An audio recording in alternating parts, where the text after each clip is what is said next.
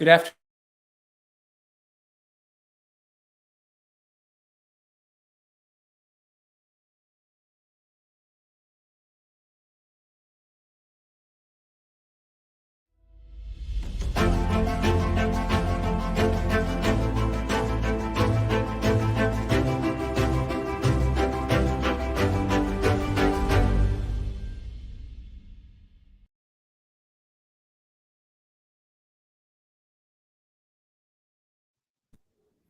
Good afternoon. I'm Chris Chivvis, the director of the Carnegie Endowment's program on American Statecraft, and I'm thrilled to have with me here this afternoon Michael Mandelbaum, who is the Christian Herder Professor Emeritus at the Johns Hopkins University School of Advanced International Studies, one of the leading scholars on U.S. foreign policy and author of more than a dozen books about U.S. foreign policy, and a couple of others on subjects such as baseball, if I recall correctly. He has now published his latest book, which is called The Four Ages of American Foreign Policy. And I'm looking forward to talking about it with him over the course of the next 45 minutes and hopefully taking some questions from you in the audience once I've had the chance to ask the ones that are on my mind. So, Michael, thank you so much for doing this. We're delighted to have you here. I'm delighted to be here and to be with you and the others who are taking part. Let me start off.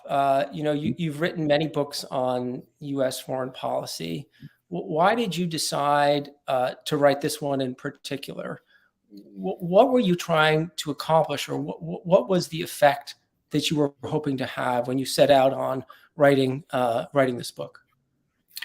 This is a work of history. It covers 250 years of American foreign policy from 1765 to 2015. That is to say, from the Stamp Act to the Iran deal. And I had three purposes in mind in writing it. The first was simply to tell the story, touching on the most important events over these 250 years and the major personalities. The second was to address the major controversies in the history of American foreign policy. And so I deal with such questions as, why did the 13 colonies decide to break away from the British Empire in the 18th century? And more recently, why was there a Cold War and why did it end as it did? The third purpose of the four ages of American foreign policy is to draw out the major themes that run through these 250 years. And I should say that these themes involve both continuities and changes. There are three major features of American foreign policy that I believe are found throughout all 250 years. But at the same time, there have been important changes owing to the increasing power of the United States in the world. That has meant that the United States has assumed four distinct roles in the international arena. It has been a weak power, a great power, a superpower, and what I call a hyperpower over these 250 years. And as it happens, weak power, great power, superpower, hyperpower is the subtitle to the four ages of American foreign policy. Can you I want to dig into, at least some of those different ages that you've identified. And it's a very useful, I think, analytical framework for thinking about the history of America's role in the world. Let me just ask you before we go there about the historical approach. History is something that's important to many of us who work, well, many people, but including many of us who work in the American Statecraft program. We like to think of ourselves as having a historically informed view about America's foreign policy and the challenges that it faces. What do you think is valuable about approaching American foreign policy from this historical perspective? Because there are many, many other ways, obviously, to analyze and think about American foreign policy. What's attractive to you about the historical approach that you've used so effectively in this book? I think there are a number of advantages. especially if you want to think about the present and future of American foreign policy. First, as I've said, I think there are certain continuous themes throughout the 250 years that bear on American foreign policy today and tomorrow. I should say that those three themes are that the United States has been, in comparison with other countries, an unusually ideological country when it comes to foreign policy, an unusually economic country, and an unusually democratic country. And I can explain later what I mean by those terms. But those features are still very much a part of American foreign policy. A second use of the historical approach for the present is that individuals, societies, and especially policymakers tend to reason historically.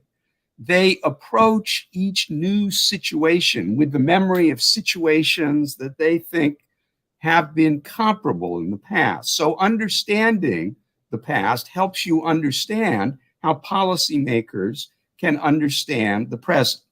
Third, all apart from the three continuities in American foreign policy, there are situations today that resemble the past. There's that old saying, sometimes credited to Mark Twain, that history may not repeat itself, but it does rhyme. So, for example, I think there is something to be learned about American foreign policy in 2022 and going forward from what I call in the book the third age of American foreign policy, the age of the American superpower, which ran from 1945 to 1990. You've laid out already so many things that I want to touch on. You named the three things that you identify as continuities in American foreign policy. America has had an ideological approach to its foreign policy, that economics have weighed heavily in American foreign policy, and that it's been particularly democratic, by which I think you may also be thinking about the role of public opinion. And I want to talk about each of those three. But before we do that, I want to know, what are the main things that have changed? If those are the continuities, are there surprising things that you found in your research that changed from one era to another? Or has America more or less always been the same in its approach to foreign policy? What has changed has been America's circumstances. And those circumstances have been determined above all by America's relative power. And that relative power in the international system has expanded steadily. As power has expanded, the problems and opportunities facing the United States have changed. So American foreign policy in the 20th century differed quite substantially from American foreign policy in the 18th century by virtue of the fact that the United States was so much more powerful. It could accept other different challenges. It could extend its power much further in the 20th century than it could in the 18th.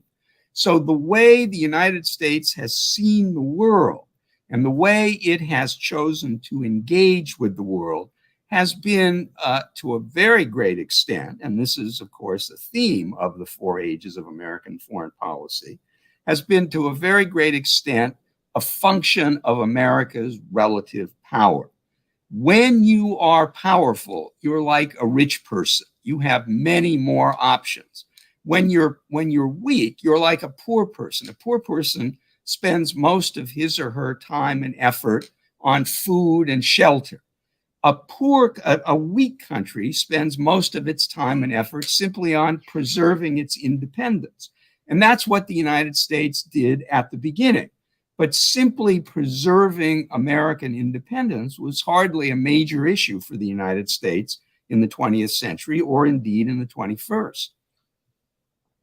Okay, so if that's the case, it sounds like your assessment is that America itself, in terms of its basic character when it comes to foreign policy, has stayed the same, but the expression of that character has changed according to changing international circumstances. So let's go to those three aspects, those three important continuities that you identified. And I want to ask you to talk a little bit more about each of them, starting by the ideological character of American foreign policy. What do you mean when you say that American foreign policy has been especially ideological? Compared to whose foreign policy? Don't all countries have a certain amount of ideology in their foreign policy, or is the United States really stand out in this regard? The United States does stand out, although, as you rightly note, it's a matter of degree. More than other countries, the United States has historically been interested in spreading its own political values beyond its border, and in particular, to spread democracy within other countries and peace among them. Now, the United States is not the only country that has adopted this kind of foreign policy. Great Britain did for part of the 19th century, and today's European Union carries out such a foreign policy. Nor is that the only approach to foreign policy that the United States has adopted over the years. In fact, as I say in the 4 Ages of American Foreign Policy, America has had two approaches. It has had what is sometimes called the realist approach, which emphasizes power and the defense of national interests, and whose 20th century exponent was Theodore Roosevelt. But there has also been an ideological strain that goes all the way back to the beginning of the Republic and found its foremost 20th century expression in the policies of Woodrow Wilson. Woodrow Wilson was not seeking, like Theodore Roosevelt, a stable balance of power. He wanted a community of power, and he thought that his League of Nations could bring that about.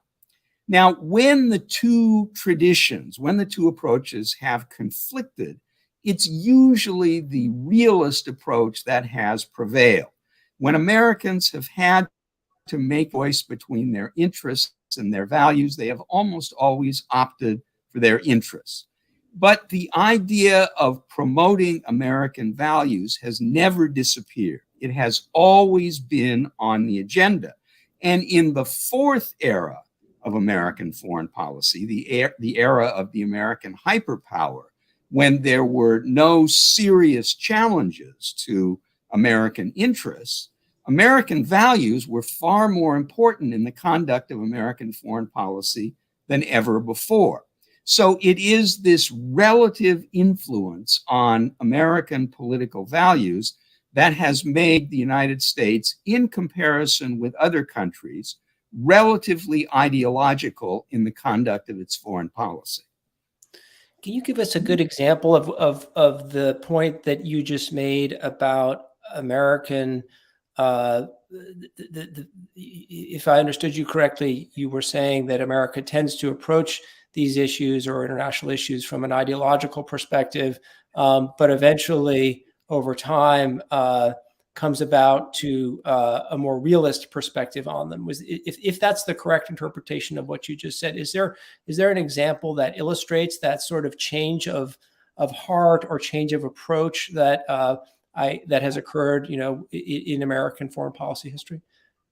Well, let me make a preliminary point, and that is often the two approaches are in harmony. And when that is true, the consensus in favor of the policy in question tends to be quite broad. It was true in World War II. It was true in the Cold War. In both instances, the United States was both defending its interests against an aggressive foreign power and promoting its values, defending democracies. And I should add that the two, at least so far, seem to be in harmony in policy toward Ukraine. It's, to me, in one sense, surprising that in a country like the United States in 2022 that is so polarized politically, the spectrum of support for the Ukrainians in resisting the Russian aggressors has been so broad.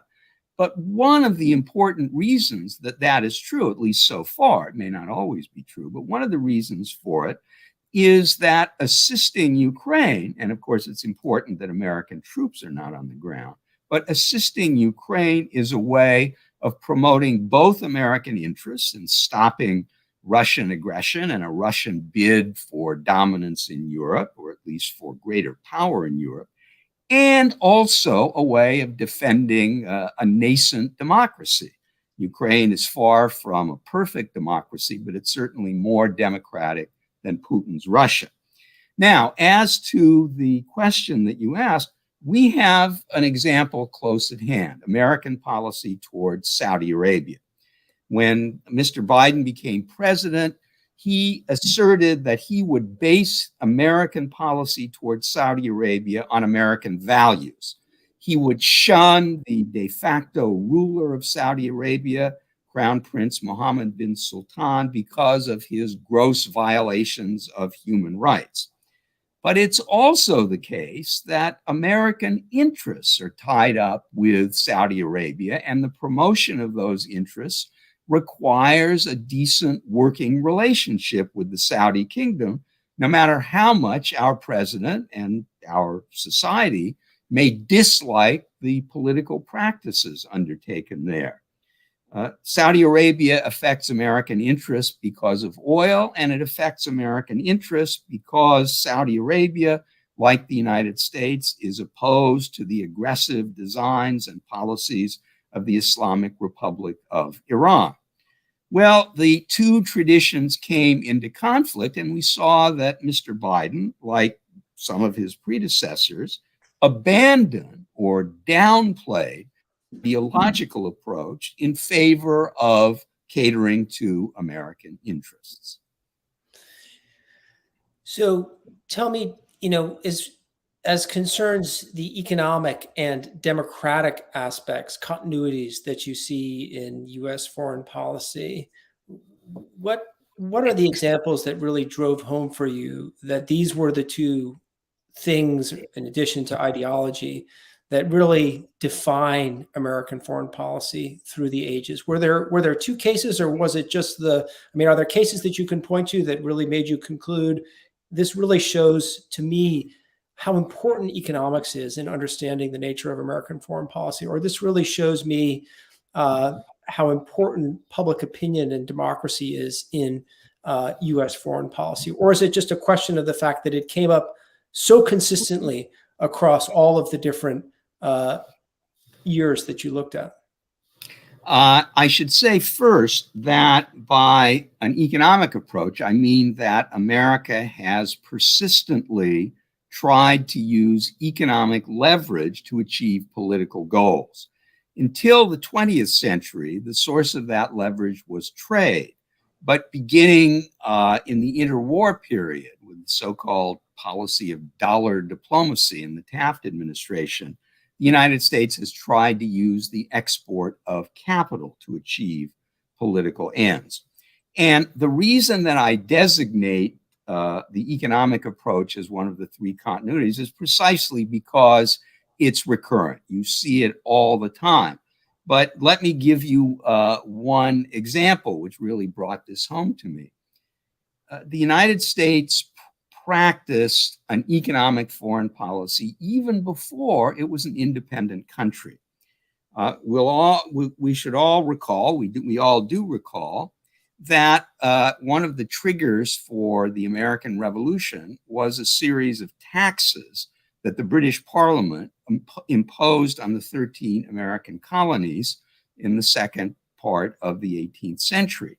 The colonials did not want to pay them. They rebelled. But one of the ways that they rebelled was to organize a boycott of British goods in order to put pressure on the British merchants selling those goods so that the British merchants would in turn pressure Parliament to withdraw the taxes. Well, in a couple of cases, that actually worked.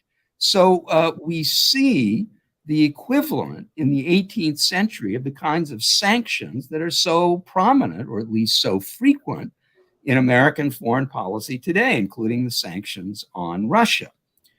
There was a period between the end of the Civil War and the New Deal when trade sanctions were not so common, because in that period, the United States followed a trade policy of protectionism. So trade was not available to be used as a foreign policy instrument. But for most of American foreign policy, for most of the history of American foreign policy before and after that period, American governments, when they wished to change the behavior of a foreign government or simply to show disapproval, reached for economic instruments. And what about the continuities in terms of democracy as a major feature in U.S. foreign policy? Is there a particular case that drove that home for you in your analysis? Once again, it's the recurrence of the impact of public opinion in great power in classical Europe and in the European great powers. Foreign policy was the preserve of the monarch and the aristocracy, but of course the United States had neither, and that left wider space for public opinion to have an impact. And public opinion has been important throughout American history and on almost all issues, including matters of war and peace. So, for example, the sinking of the battleship Maine in 1898 in Havana Harbor galvanized American public opinion and created the climate of opinion in which the United States went to war against Spain. 2 decades later, something similar happened. The sinking of the passenger liner Lusitania by German submarines in World War I, which the United States was determined to steer clear of, substantially changed American views of Germany and the war and paved the way for the American entry 2 years later into the war against Germany. Another famous example is, of course, Pearl Harbor, the Japanese attack on the American naval facility in Hawaii in 1941. Well, cut to the 21st century, and we have the events of September 11, 2001, where the same pattern repeated itself. There was a dramatic event. This one took place in the United States, not externally. The American public was galvanized. It created a climate of opinion which led to not one, but in fact 2 wars, the American wars in Afghanistan and in Iraq. In all of these cases, public opinion and its response to a galvanizing external event was crucial. Without those events, the United States would not have gone to war. And it's interesting to me that in all 4 of the cases that you cited right there, the United States did go to war, and that the effect of public opinion was actually to propel America forward into a more assertive role in the world. Is that the general tendency of American public opinion throughout the history, or can it go both ways? It does go both ways. American public opinion has also compelled the American government to withdraw from wars in which it was engaged and which were initially popular. That was true of the war in Vietnam. It was true of the war in Afghanistan. It was true of the war in Iraq. While initially popular, these wars became unpopular. The public turned against them and wanted the American government to withdraw, and ultimately it did. 2 points are worth making here. First, it was not the case that Americans disavowed the goals for which these wars were being fought. Instead, what turned the public against these wars was the price they were exacting, and the price was measured not in dollars, but in American lives. Casualties became higher than Americans thought was appropriate in pursuit of the goals. So Americans forced the withdrawal, just as public opinion had led to the wars in the first place. So if the nature of American foreign policy is best understood by these 3 characteristics that you've pointed out, ideology, economics, and public opinion, can we say anything about the strengths and weaknesses, or perhaps the insights and blind sights that this particular mix of three characteristics imparts to U.S. foreign policy? Does it make us more capable to understand the world in some ways and less capable in others? Well, I think both are true. Let me take the democratic feature of American foreign policy as an example. On the one hand, it's a strength in the sense that because the United States is a democracy, wars tend to have fairly broad public support, at least at first. And the fact that the United States conducts a democratic foreign policy means that there is a mechanism for changing course, which is not true in autocratic governments, or at least not true to the same extent. Public opinion can move American policy during wars. On the other hand, the fact that public opinion is so important in American foreign policy, and that public opinion can move suddenly and in unpredictable ways, has made the United States in some ways an unpredictable actor in the international arena. Now, in America's alliances since World War II, it's been steadfast. But countries opposed to the United States have often taken initiatives believing that America would not respond, only to find out that the United States did respond, and sometimes very emphatically. The North Koreans and Joseph Stalin did not expect the United States to fight in Korea in 1950. Nikita Khrushchev did not expect the robust American response to the emplacement of Soviet missiles in Cuba in October 1962. He certainly didn't expect the United States to welcome the deployment, and he undertook them clandestinely, but such evidence as we have suggests that the strength of the American response came as a surprise. Saddam Hussein certainly did not expect when he invaded and occupied Kuwait that the United States would not only take issue with what he did, but would raise an international coalition, dispatch 500,000 American troops to the Persian Gulf, smash his army, and kick him out of Kuwait. So in that way, American public opinion, I think, can be said to have contributed to miscalculations by America's adversaries. That's fascinating. Let me shift gears slightly to go back to something that you had said in my initial question to you about why write about history.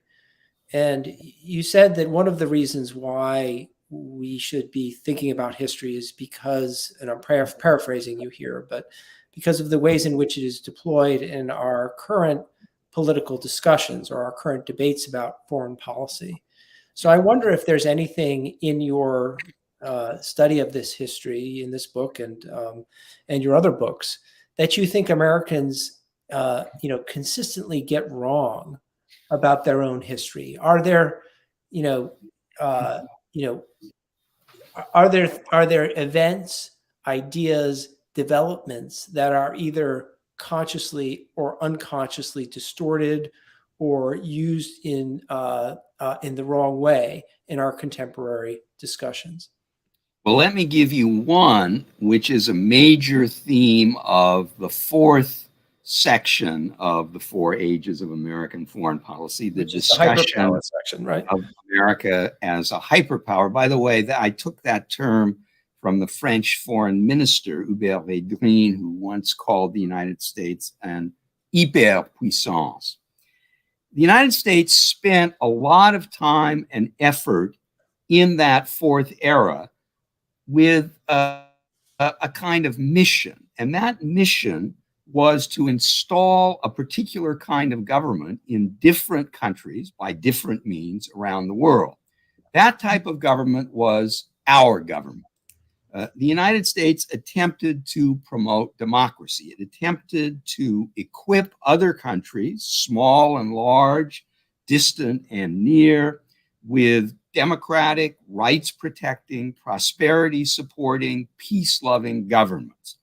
Now, that was a laudable aim, and it was also strategically justified, since governments of that description tend to be more friendly to the United States. Unfortunately, the mission failed.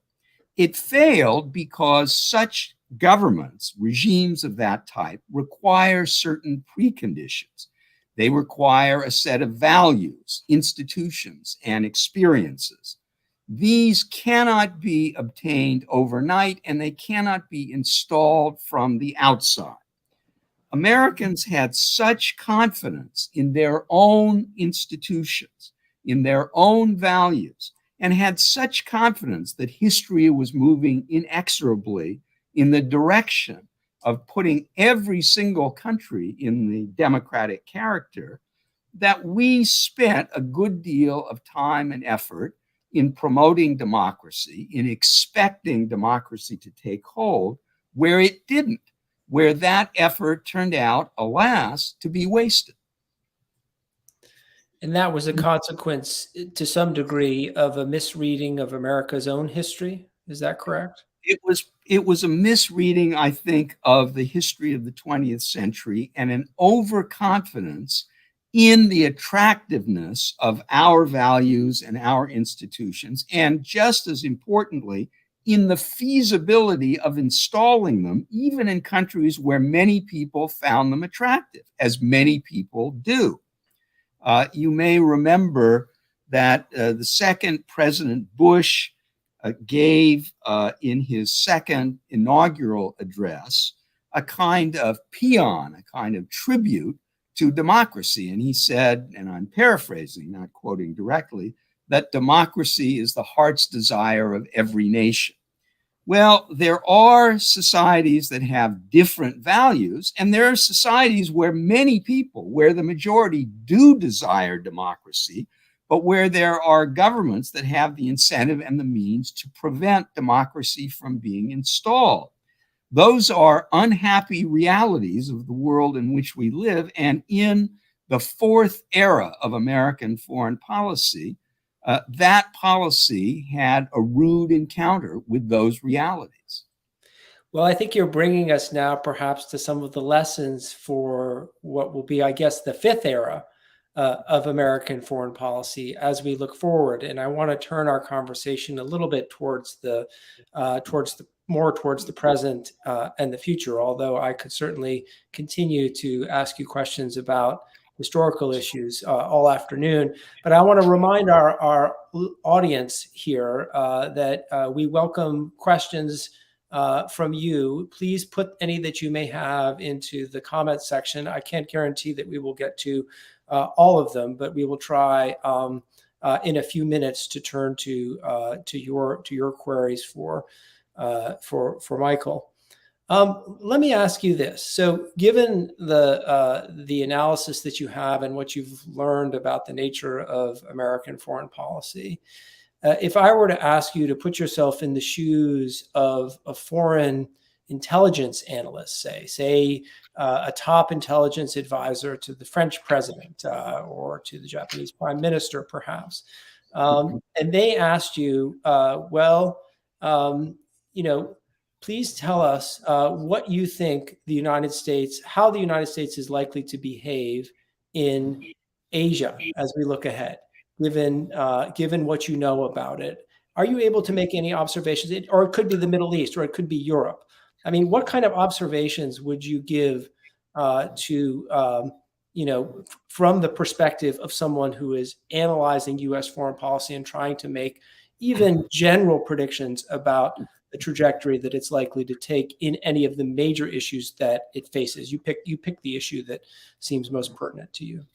Because the United States is so important in the world, every government, friend and foe, has to estimate what the United States will do in its particular region, and in particular has to ask itself this question.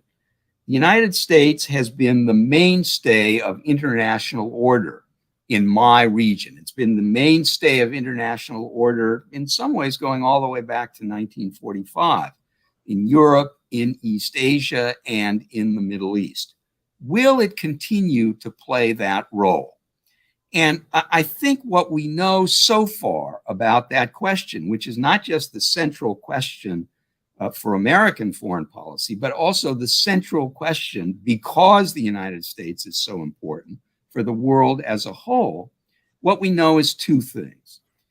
On the one hand, the United States is inclined in principle to continue those roles. And that's particularly true in the foreign policy establishment. And by the foreign policy establishment, I mean probably most people who are watching this podcast. I don't mean it in any nefarious sense. I mean people who pay attention to foreign policy, who are interested in foreign policy, who participate in foreign policy in some sense. The foreign policy establishment, like the rest of the country, is deeply and sharply divided over a number of specific issues. But my perception is that the foreign policy establishment, which has a leading, although not altogether dominant role in the conduct of American foreign policy, is generally agreed that the United States ought to sustain its leading role in the world, the role that it has played for 75 years and more. But that is only the first question. The second question is, will the United States pay the costs of sustaining that role when the political and economic orders in these regions are frontally challenged? And we know the source of those challenges: Russia in Europe, China in East Asia, and Iran in the Middle East. The United States paid a pretty high price during the Cold War for sustaining global order, because Americans saw global order as being directly related to their own security. We went to war in various places. We deployed forces all over the world because we saw that as a way of defending the United States. That ceased to be true in the post-Cold War era, the era of the American hyperpower, and yet the main elements of the American presence around the world remained. Why did they remain? Well, partly out of inertia, partly because many other countries saw their benefits and wanted the United States to pay, and partly because it was cheap. We had no serious challengers. Well, going forward, that role of bolstering the global order in these crucial regions is going to be more expensive, and it's going to be more challenging, and it's going to be more dangerous. So the question that we as a country face is, are we willing to pay the price to meet those challenges? And I don't know the answer to that question. Let me ask you what I think is a subset of the response that you just gave, which has to do with America's capacity to both compete and cooperate with China, an issue that there's a great deal of discussion about right now. A critique that I think you hear, especially among European experts on American foreign policy, I would say even a complaint about American foreign policy, is that America tends to find it difficult to walk and chew gum at the same time. In other words, to look at a country as an adversary and yet also at the same time find common ground for cooperation. That America tends to swing between a desire to open up its heart to another nation and be best friends on the one hand, or vilify other nations and make them into intractable enemies. Is there any truth in that critique of American foreign policy, or could America actually, as we look ahead to the relationship with China, figure out how to walk and chew gum at the same time, figure out how to recognize that we are in a competitive relationship with China, but that it doesn't necessarily mean that there is no space for cooperation? I would say, first of all, that on the issue of policy toward China, I'd be inclined to listen more closely to America's Asian allies than to its European allies. But beyond that, I do think that the ideological character of American foreign policy does lend itself to the swings that you mentioned. That's one of the consequences of having a relatively ideological foreign policy. A country completely devoted to realism probably would not behave in that way. But there's a third point, and that is that the United States has had an ideological foreign policy from the very beginning, and yet has managed to be a pretty successful, indeed, I would say remarkably successful country where foreign policy is concerned. So that tendency has not severely handicapped American foreign policy. Now, one more comment about relations with China, which does loom as the chief challenge to the United States in the post-Cold War era, in the fifth era of American foreign policy. The challenges that the United States faces now in some ways resemble those of the Cold War. There are security challenges, political challenges, and military threats. But there are three differences between the present and the Cold War. First, then in the Cold War, the challenge was a single global one, global communism headed by the Soviet Union. Now we face regional challenges in three different regions, Europe, East Asia, and the Middle East, from three different powers. I think that the major security challenge from China now is really confined to East Asia, although it might spread. Second, the Cold War was an ideological contest in the sense that the Soviet Union and global communism had elaborately worked out political and economic systems that they were attempting to install wherever they could. That is really not true of the present day. China has a political system different from that of the United States, but it's not claiming that its political system is the wave of the future and ought to be adopted everywhere. Third, and most important for Sino-American relations, economics played a relatively small role during the Cold War. The United States and the Western Bloc on the one hand, and the Soviet Union and the Eastern Bloc on the other, had relatively little economic contact. That, of course, is not true now. Russia is a minor part of the global economy, but an important one because it's an energy supplier.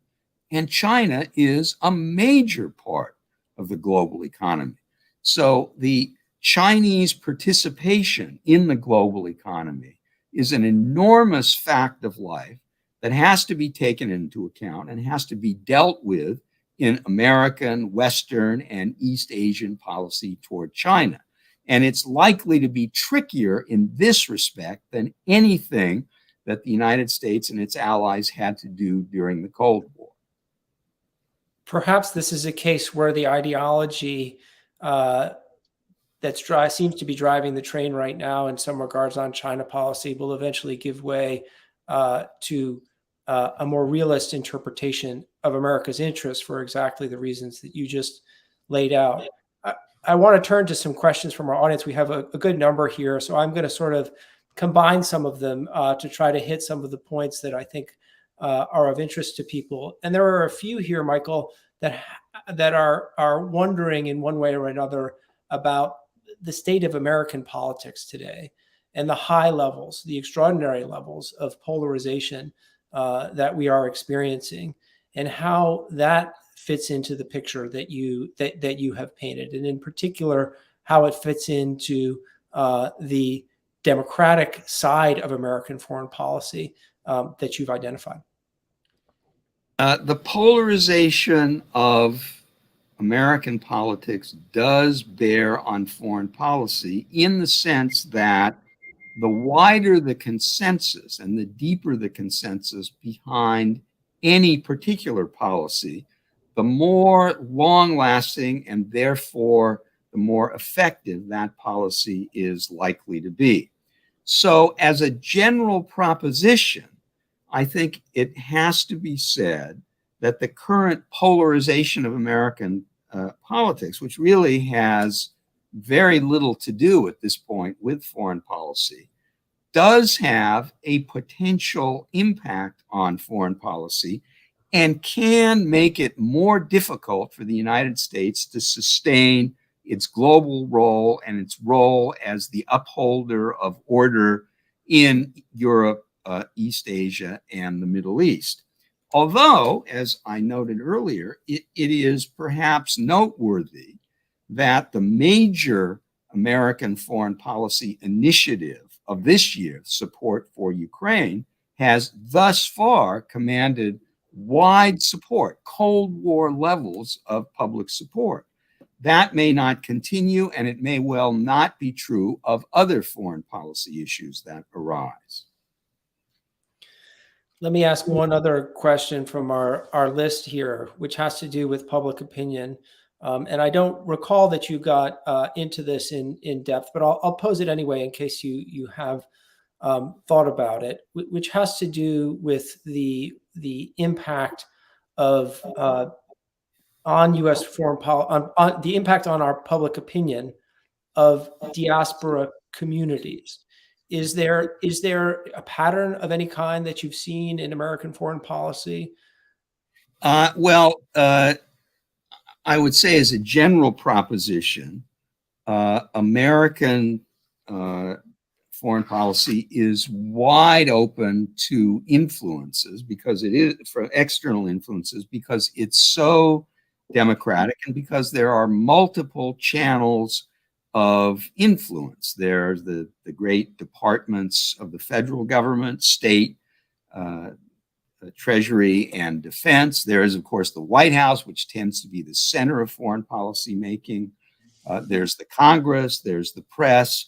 So it's a free-for-all, and everybody with any interest weighs in. I'm impressed with how relatively minor diaspora influences have been. I'll give you two examples. One is Ukraine. There's not much of a Ukrainian diaspora in the United States. There's actually a more influential one in Canada. And yet the United States has supported Ukraine for a wide variety of reasons. It's sometimes also charged that American policy in the Middle East is heavily influenced or unduly influenced by Israel, and that the Jewish lobby or the Zionist lobby is all powerful.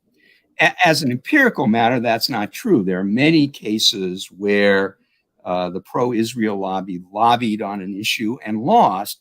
And for those who wonder about American support for Israel, I would mention two things. First, Israel is a democracy, and the ideological dimension of American foreign policy plays into support for Israel.